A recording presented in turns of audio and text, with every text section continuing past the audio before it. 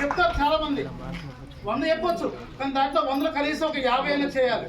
మరి అవి చేస్తాయని అనుకుంటున్నాము. మరి ఎన్నికలు అనేవి అవి ఓన్లీ రాజకీయాలు అనేవి ఎన్నికల ముందే ఉంటాయి. ఎన్నికల తర్వాత వన్స్ సర్పంచ్ అంటే ఎవరనుకున్నారు, అన్ని పార్టీలకు వారే సర్పంచ్. ఇది పార్టీలకు అతీతంగా జరుగుతున్నటువంటి 5 సంవత్సరాల యొక్క పాలక మండలి. అందరూ మన వాళ్ళే. మన రామన్న కూడా ఇంకా అభివృద్ధి చెందాలి.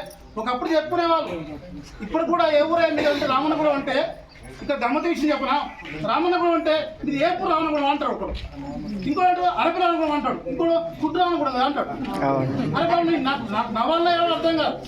ఇప్పుడు మాత్రం మా పిన్ని గారికి, సార్ పిన్ని గారికి అనకూడదు, మా పిన్ని గారికి చెప్తున్నాను, పిన్ని గారు మన రామన్నగూడెం ఏపూరు రామన్నగూడెం కాదు, అరపి రామన్నగూడెం కాదు, కుట్టు రామన్నగూడెం కాదు. ఏ రామన్నగూడెం అయ్యా అంటే ఆదర్శ రామన్నగూడెం కావాలి.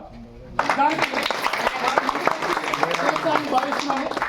మరి ఇంకా ఎక్కువ మాట్లాడవచ్చు, కానీ ఇక్కడ సమయం చాలా ఇంపార్టెంట్ కాబట్టి ఇంతతో ముగిస్తున్నాను. ముగించే ముందుకు వచ్చింది ఏంటంటే, మన రామన్నగూడెంకి ఎప్పుడు అనుకునేవాడిని, అందరూ తెలిసే ఉంటుంది మన యొక్క ఎస్సీ సోదరులకు, బీసీ సోదరులకు.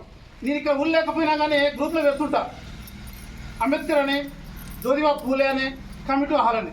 ఈ మూడే ఎందుకు అంటున్నా అంటే, మన ఊర్లో కొద్దిగా, మన ఊరు పట్టణానికి దగ్గరగా ఉన్నది కానీ నాలెడ్జ్ పరంగా తక్కువ ఉంది. ఎంతసేపటికి మన నాలెడ్జ్ ఇంతవరకు కోస్తే బాయ్ దాటినంత వరకు రామన్నగూడెం. ఇలా ఆర్లమించిన వ్యక్తిని మా బాబాయ్ స్వామి తెలిసే ఉంటుంది.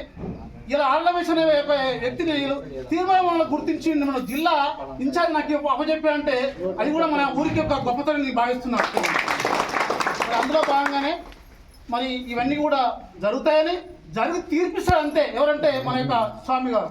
ధన్యవాదాలు స్వామి.